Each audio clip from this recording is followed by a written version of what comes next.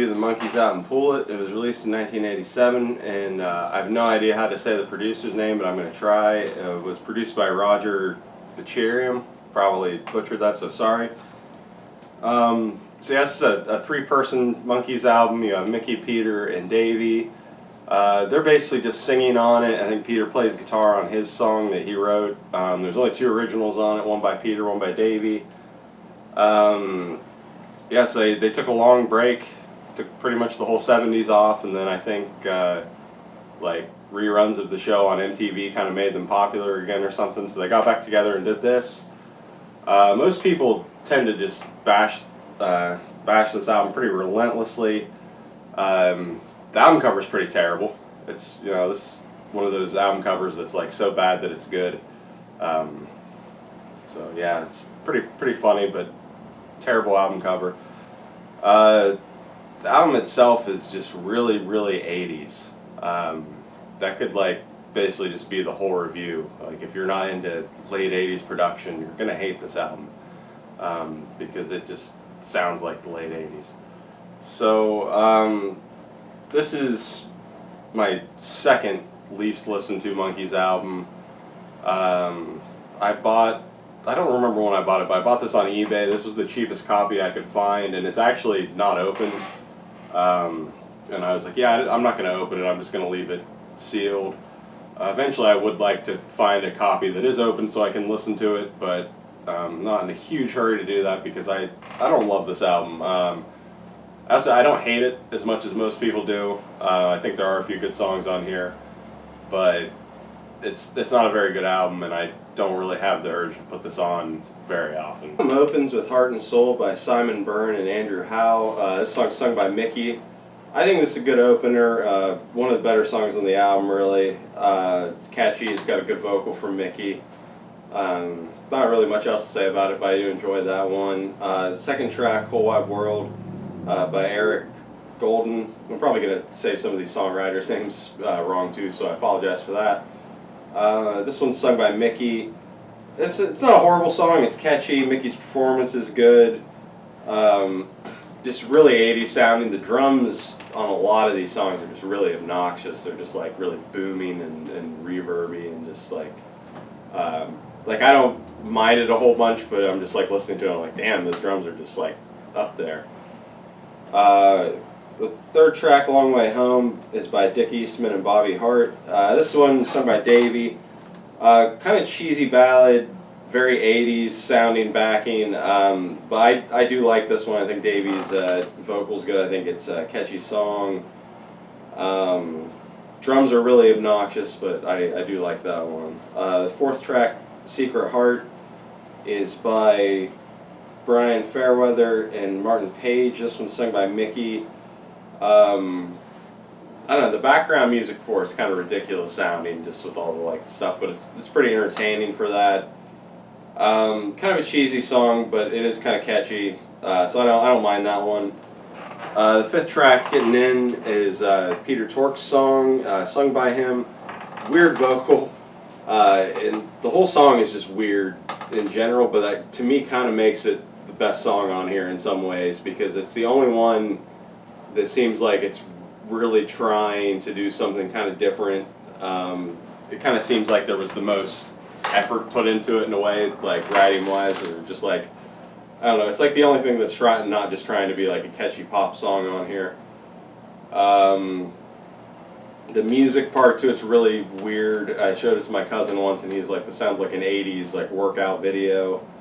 Yeah, it's just a really like over-the-top weird instrumental stuff going on, very 80s, but I like it a lot. I think it's so weird that it's good. The sixth track, Love You Forever, is sung by Davey, and really this one's just kind of a boring ballad. I don't think he really didn't come up with that like catchy or interesting of a melody. So not really a highlight, unfortunately, but it's there. The seventh track, Every Step of the Way, is by Mark Clark and Ian Hunter. This one's sung by Davey. I kind of like this one, but like parts of Davy's performance in it, I think are a little off. Like they have this thing where, like when he's singing every step of the way, they have him go like a little bit high, and I don't think it works. But other parts of his performance are kind of good here, so that it's just kind of an uneven performance.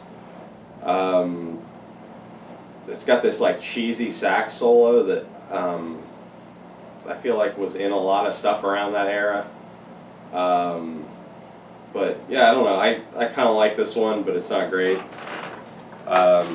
Pretty much like even the stuff I like on this album kind of almost falls into like a guilty pleasure category because it's like some of it I almost like because how bad it is, as far as like the '80s production and stuff. The eighth track, "Don't Bring Me Down," by Tommy James, Tom Teely, and Glenn Wyke. Probably ruined like half of those names. Sung by Mickey. This one is a catchy song. I like the instrumental stuff, and once again, like I said, it's kind of not. It's something I like in like kind of a guilty pleasure sort of way, but I do think this one's pretty good, pretty catchy. The ninth track, "Midnight" by John David, sung by Mickey.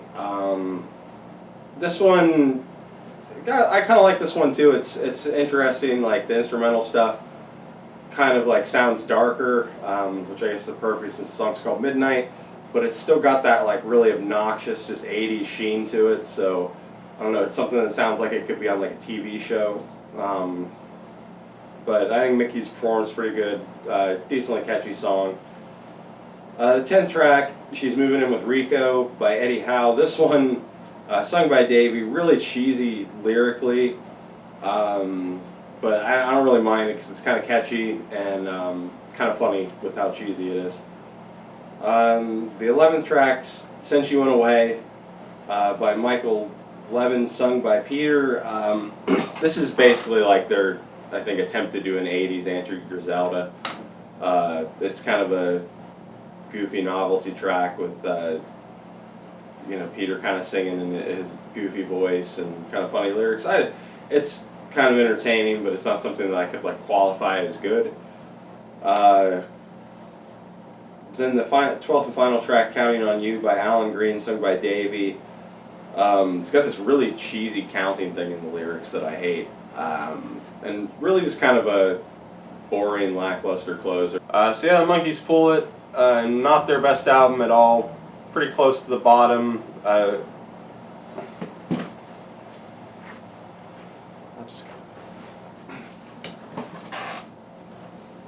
yeah, the Monkees pull it.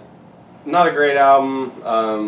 It's going to end up pretty close to the bottom in the ranking, I think. I would not recommend starting with this one. I would say just listen to this one. If you like their other stuff and you really want to hear everything they've done, then listen to this one. I don't think it's all bad. I think there's some good songs on here, but it's really it sounds really 80s. So if you don't like the 80s production, you're gonna hate this. And yeah, just not a horrible album, but definitely not one of their better ones.